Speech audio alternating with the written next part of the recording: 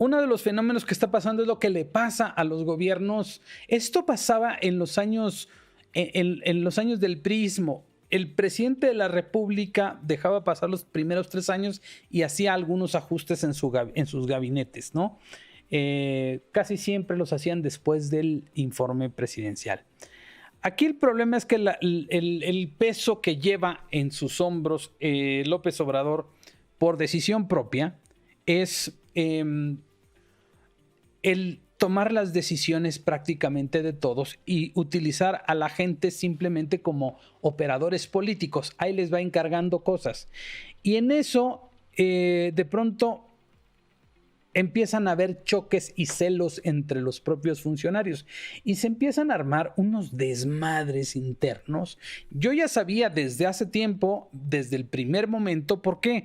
Pues porque ese mismo desorden de que todo lo hace el presidente, todo lo decide el presidente, genera administrativamente una bronca.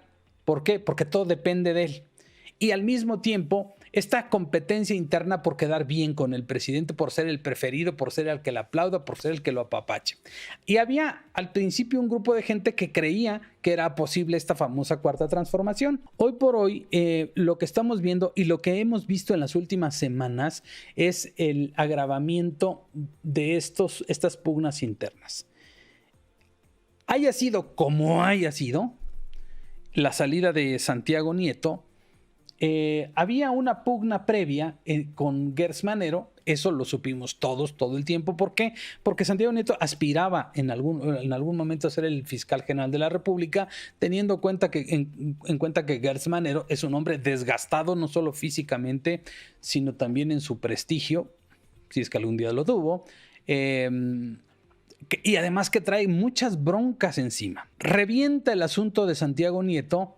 Y yo creo que en este sentido sí fue una coincidencia, no fue que se pusieran de acuerdo, pero fíjense cómo los mismos funcionarios y exfuncionarios de la 4T utilizan a los medios de comunicación, a los dos más importantes y a los dos que menos quiere el presidente, a dos de los que menos quiere el presidente, a Reforma y al Universal, para publicar en sus respectivas primeras planas evidencia de que hay malos manejos o corrupción en los principales, ojo, en los principales responsables de combatirla. Ok, y lo comentaba en la mañana con mi mamá, el asunto es que Santiago Nieto está acusado de tener un patrimonio que no le alcanza con el dinero que gana. Estirando la liga y diciendo lo que sea y que sus consultorías y lo que sea, pues, más o menos llegas a aguantar vara de los 40 millones de pesos que se supone que es su patrimonio, y que se compró una casa de 24 millones y que le alcanza con el crédito hipotecario conjunto con su mujer, y que todo eso, estirando la liga, podríamos decir que puede resultar creíble. En donde ya de plano no, es en el caso del fiscal Gertz Manero. En el año 2017 estalló el escándalo del entonces Procurador General de la República, Raúl Cervantes Andrade, que le cacharon un coche, un Ferrari, que estaba emplacado en Morelos, y se armó un desmadre y terminó saliendo de la Procuraduría por un Ferrari. Gertz Manero se compró 122 carros de lujo, la mayoría de ellos Mercedes-Benz, y uno de ellos un Rolls Royce. ¿Qué pedo? Esta es la austeridad de la que hablan. Este es el hombre íntegro y honesto. Créanme, yo conocí las atrocidades de Gertz Manero por una persona que yo aprecio mucho y que trabajó cerca de él. Qué tipo tan nefasto, violento, prepotente, mamón. Fue rector de la Universidad de las Américas de aquí, de la Ciudad de México. Fue también, acuérdense, era el titular de la Secretaría de Seguridad Pública en las épocas de Cuauhtémoc Cárdenas y luego de Rosario Robles. Ojo. Él le entregó la estafeta de la Secretaría de Seguridad al propio Marcelo Ebrard. en el año 2000 cuando llegó López Obrador. Después, él fue entre 2000 y 2004, fue el secretario de Seguridad Pública del gobierno de Vicente Fox, ese corrupto neoliberal de Vicente Fox. Pues Gers Manero estuvo ahí. En 2009 fue diputado de Movimiento Ciudadano. Gers Manero es una verdadera ficha. Es alguien muy cabrón para meterse con él, ¿eh? Muy cabrón. Imagínense si metió a la cárcel a la esposa de su hermano. Es que está muy cabrón. Y ahí la tiene. Hoy, por cierto, la familia de pues sus sobrinos acusaron, interpusieron ante la Cámara de Diputados un juicio de desafuero, pues por las flagrantes violaciones. Ahí dejamos eso. Esa papa caliente que es y de la que no ha querido decir el presidente otra cosa más que es mentira, es falso. La unidad de inteligencia financiera que ahora comanda Pablo Gómez, diciendo que toda esa investigación no existe. Miren, cada vez que se desmienten algo de lo que no tienen la evidencia de que no existe, se van prensando, porque la estrategia que está sacando el Universal, me llama la atención, va dosificando la información. A ver, niégame esto, me niegas esto, te saco más. No, eso no es cierto, eso no existe, ahí te va otro pedacito. Vamos a ver qué sacan mañana. Y yo creo que detrás de todo esto están esta gente que se ha ido saliendo de la administración pública, como Julio Scherer, que era tan cercano a López Obrador, como Santiago Nieto, que tiene tanta información. En su momento vimos, ¿no?, a otros personajes como Carlos Ursúa, gente clave que se ha ido saliendo, pero en aquel momento por convicción propia. Hoy, porque las ratas ya empiezan a abandonar el barco. Ya les empieza a dar miedo, ya empieza a entrarle el pánico de que esta madre se va a hundir, pero muy cabrón, y se va a llevar entre las patas a todo mundo. Ojo, López Obrador tiene sus botes salvavidas y él no se va a hundir, no se va a hundir al menos ahorita.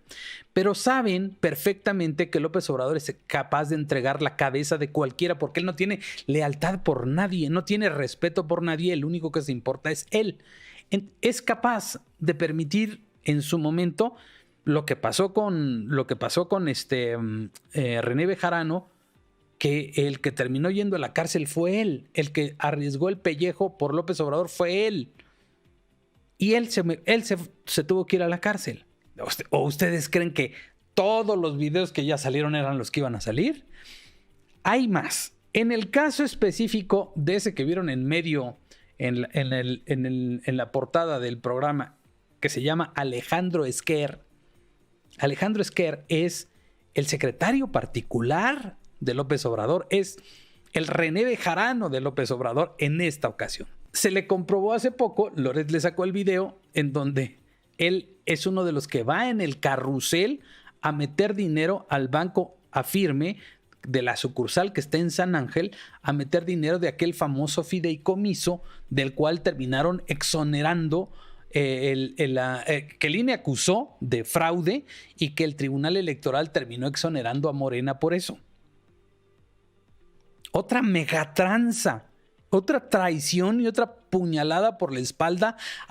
Fíjense qué tan poca madre se puede tener como para engañar a los damnificados, a la gente, como para lucrar con la desgracia de la gente que perdió su patrimonio o perdieron algunos familiares durante el terremoto del 2017. Hay que tener muy poca madre, la neta, para hacer un fideicomiso y chingarse la lana con fines político-partidistas. Ese tipo de gentes. Y ahí estaba Alejandro Esquer. ¿Cómo premia el presidente a sus leales en ese momento? Pues dándoles posiciones de privilegio, ¿no? Esquer es su secretario particular.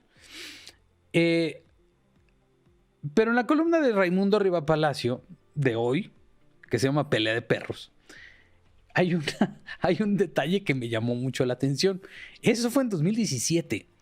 Imagínense qué tuvo que haber pasado para que ese video se hubiera mantenido en secreto. ¿Quién tenía ese video? ¿Quién está detrás de las grabaciones y los videos? ¿Quién es el productor de los videos de López Obrador y de su gente más cercana? A mí se me hace que huele a Enrique Peña Nieto. Imagínense el escenario. El secretario particular del presidente traficando con dinero en efectivo en un banco. Es el equivalente al secretario particular del jefe de gobierno del Distrito Federal, Andrés Manuel López Obrador, recibiendo dinero con ligas. Pero fíjense cómo hemos estirado ya nuestra cabeza de decir, eso ya es normal. Esto, imagínense ustedes que el secretario particular de Felipe Calderón, que el secretario particular de Enrique Peña Nieto, que el secretario particular de Fox, que por cierto era Alfonso Durazo, lo hubieran encontrado depositando dinero en efectivo en un banco. Pues estaría con 15 cadenas perpetuas ahorita. ¿Y cómo es que se nos hace normal que el secretario particular del presidente Andrés Manuel López Obrador meta dinero en efectivo y haga un carrusel para un fraude que hicieron con un fideicomiso que se convocó supuestamente de buena fe? Vean cómo hemos normalizado ya la corrupción. Esto es un escándalo. Y aún así, pasó de noche. No pasó gran cosa. ¿Corrieron a alguien? A nadie. No corrieron a nadie. Y puede pasar cualquier cosa y no se va nadie. Y se nos empiezan a olvidar. Lo que pasó la semana pasada ya se nos olvidó. Y cada cosa que pasa es un escándalo de correrlos. Y no pasa nada. Y al rato hay una masacre y no pasa nada. Y descubren que esto y no pasa nada. Y vamos a ver el cagadero de corrupción que hay en las megaobras y no va a pasar nada. Porque nos estamos acostumbrando a la corrupción. Yo creo que esta es una de las cosas que tenemos que ir recuperando desde ahora. Decir, no. Ya normalizamos que los papás de niños con cáncer estén todos los martes en el aeropuerto exigiendo que les den medicinas. Ya es normal. Ya es normal. ¿Por qué tiene que ser normal eso? Ya normaliza. Esto es lo que me acuerdo que cuando fuimos a Venezuela, decía, oye, ¿por qué pasa esto? Sí, la gente come de la basura ahí en las esquinas. ¿Y por qué? O sea, allá ya está normalizado que coman de la basura. ¿Por qué lo normalizaron? ¿Por qué pasa todo el tiempo? Sí, así pasa, así es. ¿Qué le vamos a hacer? Hay como una especie de resignación. ¿Tendríamos que resignarnos a la corrupción? ¿Cómo contestó el presidente ante la acusación que le hicieron de que los hijos tenían un conflicto de interés con el caso de Sembrando Vida y con un prestanombres? No es cierto. Punto. Oye, que lo de Gertz Manero, no es cierto. Y no es cierto. Y ya, con no es cierto no basta. Están hundidos en corrupción. ¿Y qué sale a decir? Justamente lo contrario. Bueno, lo que diga no importa. Están las pruebas, están los hechos, están los documentos. No podemos acostumbrarnos a la corrupción.